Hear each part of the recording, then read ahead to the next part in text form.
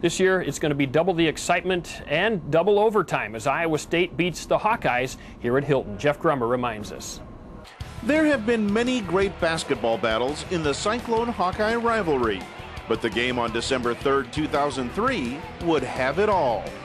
In-state kids playing for pride, Cyclone players stepping up, and Hilton Magic taking center stage. The hard-fought battle goes into overtime, where the Cyclones trail by 6 with under a minute and a half to go. But that's when the Magic and Erica Juneau take over. Solverson will inbound it. Solverson, 5-second call. Iowa turns it over. Huge turnover. Now the Cyclones got to make them pay for it. Juneau drives in along the baseline, puts a shot up off the glass. It's good. 85-83, 31.8 seconds to go.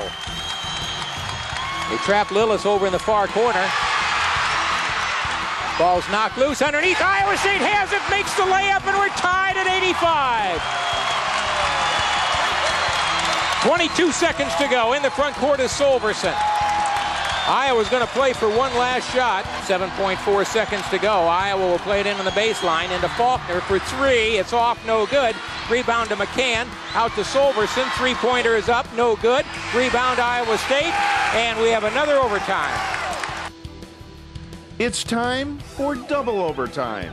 And before the clock even starts, it's clear the Cyclones are ready.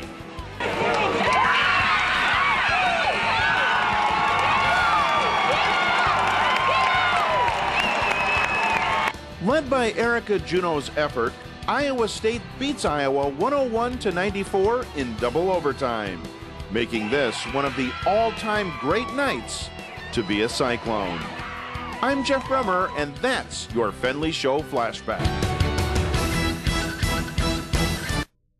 Well, Coach, another great memory on that flashback there, and really amazing when you think about it that your team was down 6 with, I believe, less than a minute and a half to play, and so many things worked in your favor, including Erica getting the steal right there before the buzzer to send it to overtime. Yeah, the little Hilton Magic, without question. It's, when Erica Juneau stole that ball, it's like the old Celtics, Havlicek stole the ball kind of thing, because I think everyone was in shock. We're not a team that presses a lot. We got put into that situation, but to get the game in the second overtime, that wasn't coaching. That was just pure grit and character on our players' part. And it's a great game. Obviously, when you beat Iowa, it's always important, but it was one of the most exciting games I've ever been a part of. I think it's still a game that our fans will talk about forever. It was on our message machine in our office for a long time. So one of those special nights. But once you got into the second overtime and the enthusiasm was just pouring out of our kids, I think we could have beat a lot of people in the second overtime. Talk a little bit about that, because we have some shots of as the first overtime ends, your huddle comes together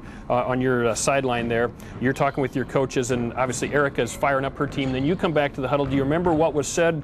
Because it ignited your team. Your team started to turn around and igniting the fans, and you kind of had a feeling good things were coming. Well, some of it I probably can't say. I can't say on television, but basically it was the message to them that this is why you play at Iowa State. This is why you play in these games. This is why these people are there. Let them know you appreciate it, and let them know the next 5 minutes you're going to play like Iowa State teams are supposed to play, and like Iowa State teams are going to play against Iowa.